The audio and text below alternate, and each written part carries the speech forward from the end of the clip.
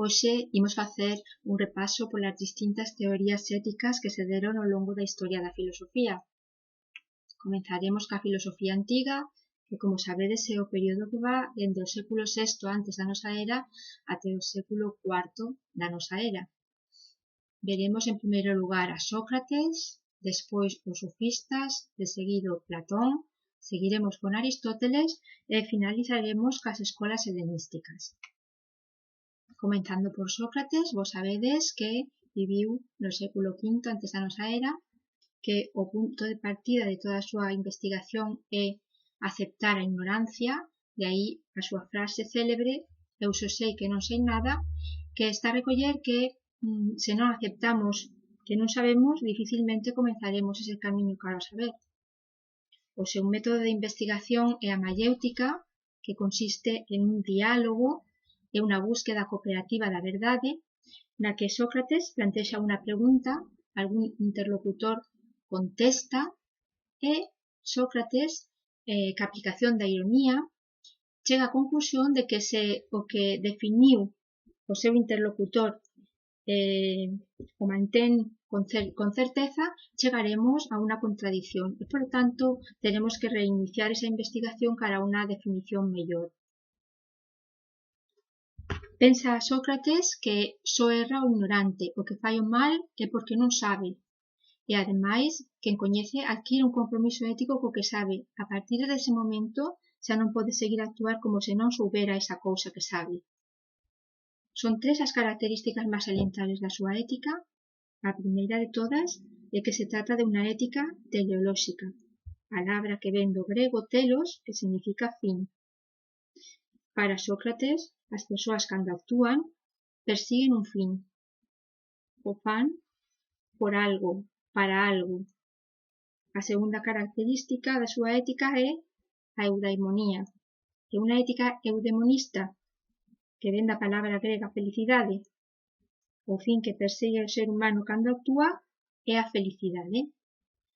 E, por último, se trata dunha ética intelectualista, pois a felicidade para o ser humano consiste nunha vida dedicada ao coñecemento. Os sofistas foron un movimento coetáneo a Sócrates no século V antes da nosa era. O que van facer é unha distinción entre o que é por physis, por natureza, e o que é por nomos, por costume, por convención. E por physis, aquelo que non cambia, que é válido en todo tempo e lugar, por exemplo, que as persoas, se non nos alimentamos e nos hidratamos, morremos, e por nomos todo o que é froito das decisións humanas, dos acordos dos cidadáns nunha polis. Eles observaron que as leis que estaban vixentes nas polis non eran as mesmas, que había diferencias entre unas e outras, e chegaron á conclusión de que non había unas mellores e outras peores, porque eran froito do acordo dos cidadáns na asamblea. Isto conleva un relativismo cultural, é dicir, unha postura non é mellor ca outra, depende do contexto, o que é bo nun sitio, o mellor non o é noutro. Algúns representantes máis salientables deste movimento son Protágoras, a frase máis célebre que chegou hasta nos del é o home a medida de todas as cousas, das que son en tanto que son, e das que non son en tanto que non son. Está reflectindo precisamente un relativismo. Dependendo da persoa, a afirmación que vai facer pode ser unha ou pode ser outra. O seguinte representante que imos considerar é Gorgias. Gorgias emitiu unha frase que quedou na historia, que é a seguinte: nada é, se algo fora sería incognoscible, se fora cognoscible sería incomunicable dado a imprecisión da linguaxe. A primeira parte da frase, nada é, reflicte un nihilismo. A segunda parte, a que di se algo fora sería incognoscible, está reflectindo un escepticismo. E a última parte, se fora cognoscible sería incomunicable, recolle o concepto de afasia. A continuación temos a Platón, que sabedes que é un discípulo de Sócrates, que naceu no 427 antes da nosa era. A súa ética é unha ética da felicidade e da xustiza. Para Platón, o individuo é inconcebible amarse da polis da que forma parte.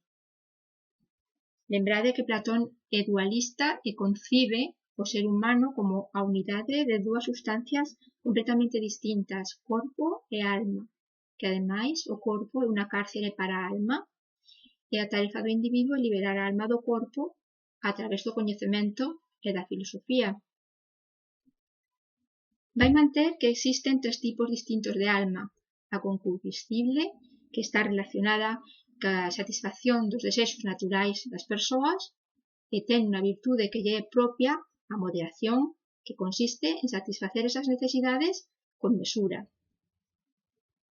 A segunda parte da alma, ou o segundo tipo de alma, é a irascible, que ten que ver co ímpetu, ca forza, ca carraxe, co valor, e ten como virtude propia a valentía. E por último temos a parte racional da alma, ou a alma racional, que consiste na capacidade de coñecer que teñen os seres humanos e a súa virtude propia vai ser a sabedoría e a prudencia. Concibe a xustiza nun individuo como a armonía que consiste en que tanto a parte concupiscible como a irascible estean guiadas pola parte racional da alma. Vai entender a virtude, a arete, como aquelo que fai que unha cousa sexa propiamente o que é, no caso do ser humano o intelecto, pero, por exemplo, no caso dun cabalo de carreira sería a velocidade. A ética de Platón ten tres características destacables comuns á ética socrática. Se trata de unha ética teleolóxica, polo tanto afirma que o ser humano cando actúa persigue un fin. Ese fin que persigue é a felicidade, polo tanto tamén é unha ética eudemonista. E por último, a felicidade consiste nunha vida dedicada ao intelecto e, polo tanto, é unha ética intelectualista. De seguido temos a Aristóteles, discípulo de Platón. Estas tres características que vimos anteriormente en Platón, tamén en Sócrates, se repiten en Aristóteles e, polo tanto, a súa ética tamén vai ser unha ética teleolóxica, eudemonista e intelectualista. Aristóteles vai distinguir dous tipos de virtudes. Por unha banda están as virtudes éticas e por outra as dianoéticas. As virtudes dianoéticas son aquelas que teñen que ver ca razón, que serían a sabedoría e a prudencia, e as virtudes éticas son un hábito de comportamento, é dicir, as adquirimos practicando. Unha persoa chega a ser xusta levando a cabo actos de xustiza. Tamén considera a virtude como un termo medio entre dous polos opostos. Un deles vai ser un defecto e outro vai ser un exceso. Por exemplo, a valentía vai ser o termo medio entre non ter medo de nada, a temeridade, e ter medo de todo, que sería a cobardía.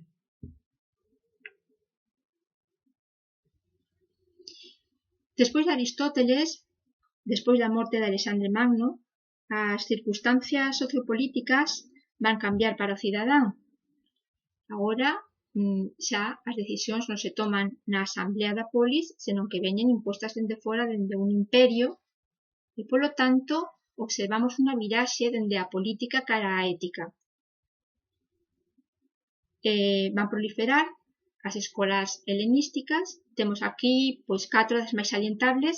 A primeira, o estoicismo, que foi fundado por Zenón de Citium no século IV antes da nosa era. A segunda que temos é o escepticismo, fundada por Pirrón no século III antes da nosa era.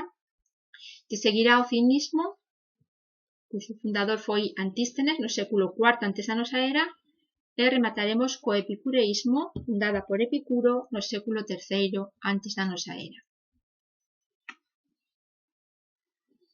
Temos como o estoicismo foi fundado por Zenón de Citium no século IV antes da nosa era. Os estoicos pensan que existe unha orden imperturbable do universo, é dicir, que hai unha lei que rexe a natureza. A esa lei a chamaron razón universal, ou simplemente lei, ou naturaleza, ou Deus. O que ten que facer o sabio é, en primeiro lugar, coñecer esa razón universal. E cando xa a coñece, ten que axustar a ela a súa conduta individual. O lema característico do estoicismo é abstine e sustine, abstente e soporta. Dado que esa lei universal é imperturbable, o único que podemos facer é a soportar. De seguido imos co escepticismo, que o fundou Pirrón no século III antes da nosa era.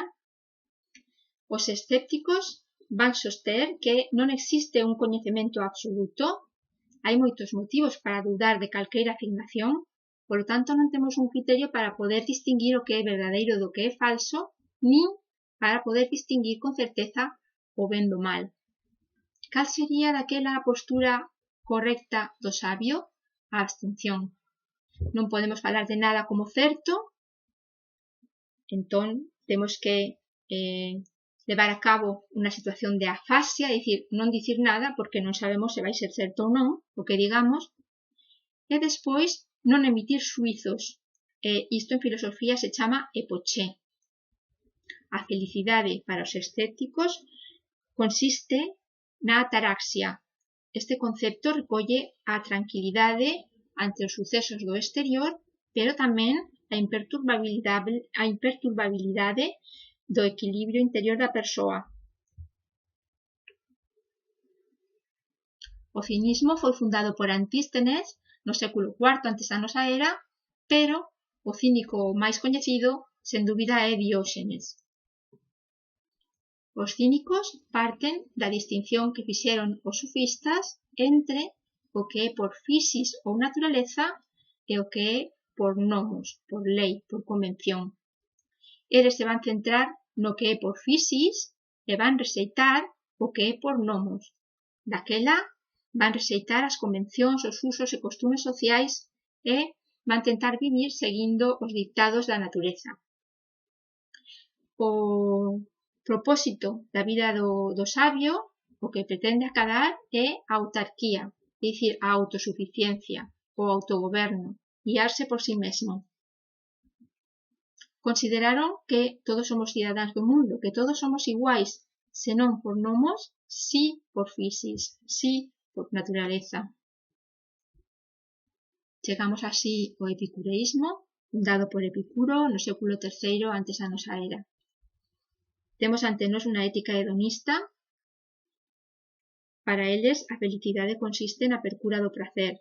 Van distinguir entre dous tipos de prazeres, os intelectuais e os corporais, suliñando a importancia dos intelectuais. Tamén van propoñer un cálculo de prazeres. O máis excelso de todos vai ser a amizade. Vai analizar Epicuro cales son os temores máis frecuentes entre os humanos, determinando 4, e vai propor unha receita para o superar, o que se coñece co nome do tetrafármaco de Epicuro. Eses temores son, en primeiro lugar, os deuses. Epicuro afirmaba que se os deuses existen, non se preocupan dos asuntos humanos e que, polo tanto, non temos que preocuparnos por eles. Respecto á morte, vai afirmar que cando a morte existe non existimos nós, e ao revés, polo tanto, non ten ningún sentido preocuparse pola morte. O terceiro motivo de preocupación é o destino, e vai afirmar que o destino non é algo que dependa de nós, senón que depende do azar, do choque entre os átomos, que é o que produce os fenómenos. Aquí hai que lembrar que Epicuro comparte a explicación do universo, da physis, que tiñan Leucipo e Demócrito. Lembrade, os atomistas dicían que o que hai son átomos que difieren entre sí en forma, peso, lugar, están no baleiro e un movimento espontáneo, azaroso, hai que choquen entre sí e esa combinación dá lugar a todo canto hai. E por último, o medo que teñen os homes o sufrimento se pode resolver da seguinte maneira: se ese sufrimento se pode superar, o superaremos, se é insuperable, deixaremos de existir, co cal pasaríamos a apartado segundo. Por outra banda, tamén vai pensar que é fácil satisfacer as necesidades naturais dos humanos. Tampouco hai que preocuparse por iso. Para o sabio, a felicidade vai consistir en acalar a imperturbabilidade do espírito, o que se chama ataraxia, e a tranquilidade do corpo, o que se chama aponía. Chegamos así á filosofía medieval, que é o período que vai entre o século IV e o século XV.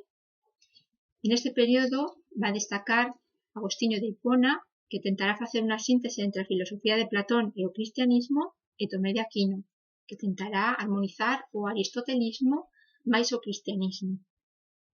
Nos imos a centrar na figura de Tomé de Aquino, estamos no século XIII, e Tomé vai distinguir tres tipos de leis. Vai estar a lei natural ou lei moral, que está posta por Deus na alma humana, establece o que está ben e o que está mal para todos os homes, de acordo coa súa naturaleza.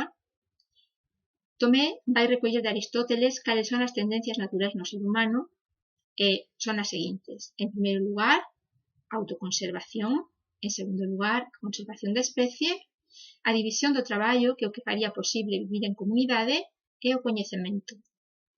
O ser humano, como está dotado de razón, ademais, ten a posibilidade de coñecer esta lei natural.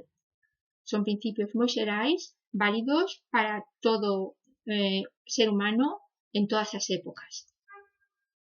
Estaría tamén a lei positiva humana, que sería unha concreción desta lei natural. Sería o seu desenvolvemento. Son as leis que teñen os países e que recollen en códigos. A lei positiva nunca pode contradecir a lei natural, pero a súa vez a lei natural deriva da lei eterna. A lei eterna é o plan que ten Deus na súa mente cando leva a cabo a creación. A lei natural serán as pegadas que quedan no mundo, no universo, despois desa creación levada a cabo por Deus. A ética de Tomé de Aquino recolle esas tres características das que xa falamos con Sócrates, con Platón e con Aristóteles. É unha ética teleolóxica. Os seres humanos, cando actuamos, perseguimos un fin. Ese fin que perseguimos é a felicidade, e a felicidade está no coñecemento. Pero agora se introduce unha novidade. A cousa máis excelente que pode coñecer o ser humano é Deus, e para iso temos que agardar o máis aló, o mundo futuro despois da morte, cando esteamos en presencia de Deus e o podamos coñecer na súa plenitude.